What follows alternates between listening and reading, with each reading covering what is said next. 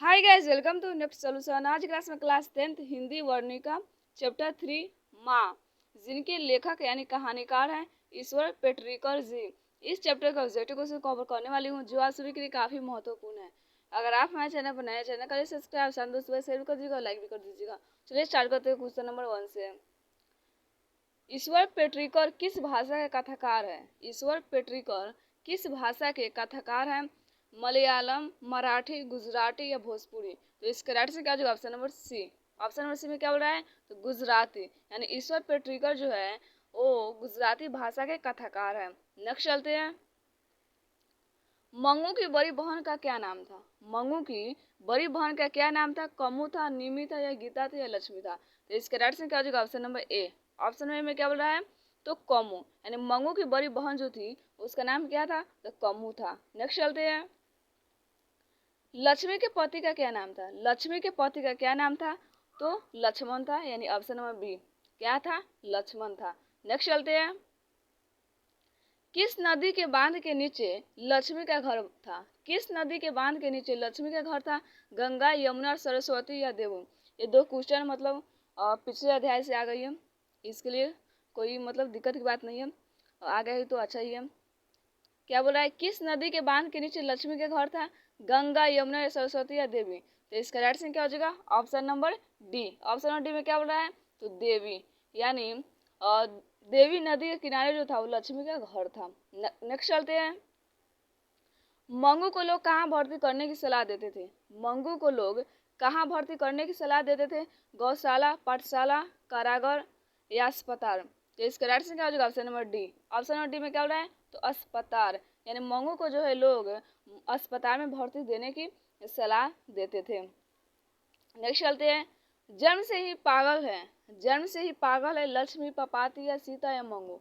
तो इसके राइट से क्या हो जाएगा? Option number D. Option number D में क्या बोल रहा है? तो मंगू, जन्म से ही पागल कौन है? तो मंगू है। नेक्स्ट चलते हैं। मंगू की माँ अस्पताल को किसकी उपमा देती है?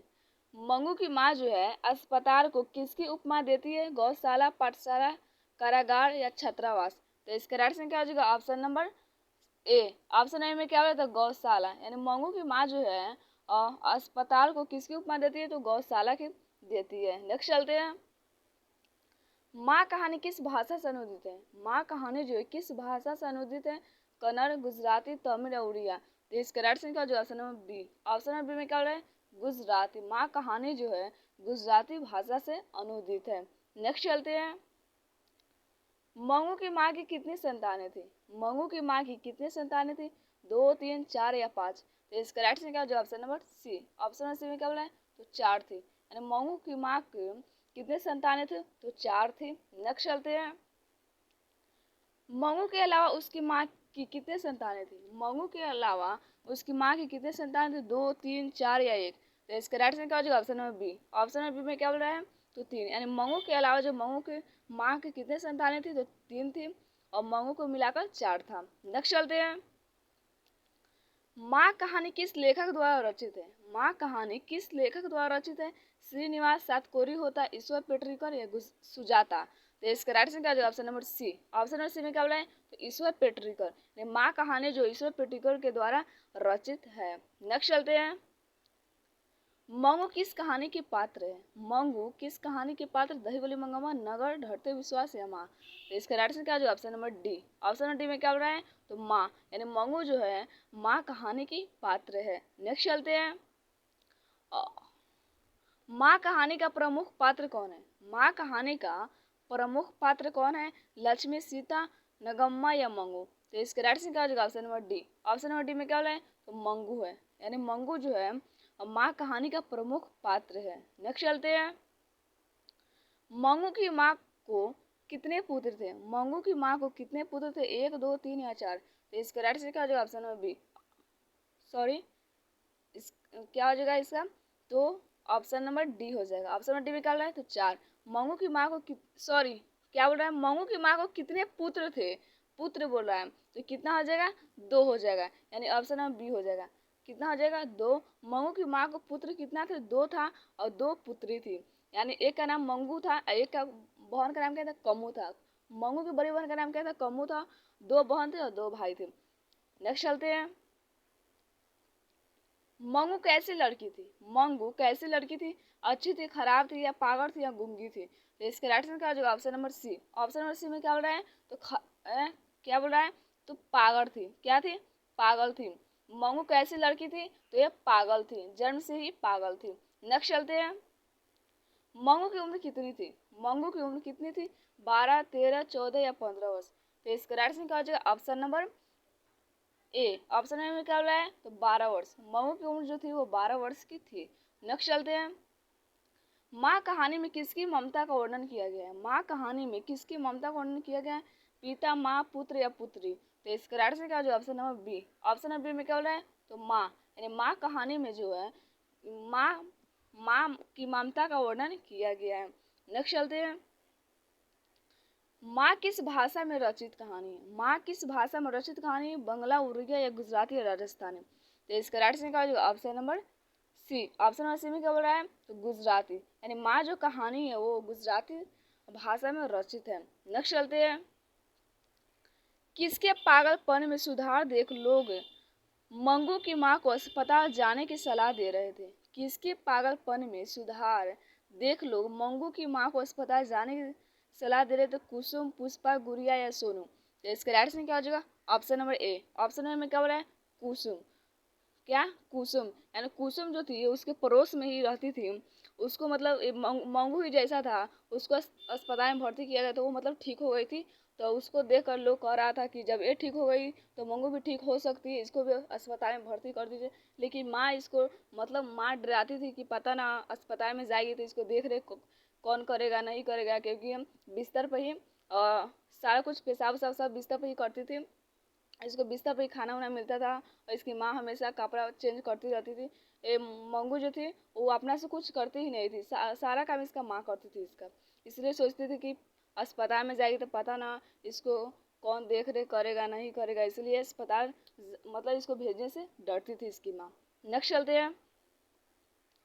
ईश्वर पेटरीकर की रचना है। ईश्वर पेटरीकर की रचना है लाल पानी की बेगम, खून की सगाई और ढलते विश्वास या सिरचन? तो इसका राइट आंसर क्या हो जाएगा? Option number B. Option number B में क्या बोला है? खून की सगाई। क्या? खून की सगाई, यानी ईश्वर पेटरीकर की रचना है खून की सगाई। काफी इंपोर्टेंट है, आप लोग याद रखिएगा। नेक्स्ट चलते हैं। माँ कहानी किसके द्वारा अनुदित है? माँ कहानी किसके द्वारा अनुदित है? B R Narayan, B R Chopra, Gopal Das Nagar, Ishwar पेटरीकर? तो इसका राइट आंसर क्या हो जाएगा? Option number C. Option number C में क्या बोल रहा है? तो गोपाल दास नागर, यानी माँ कहानी जो है गोपाल दास नागर द्वारा अनुदित है। नेक्स्ट चलते हैं। मंगू को पागलपन का रोग कब से था? मंगू को पागलपन का रोग कब से था?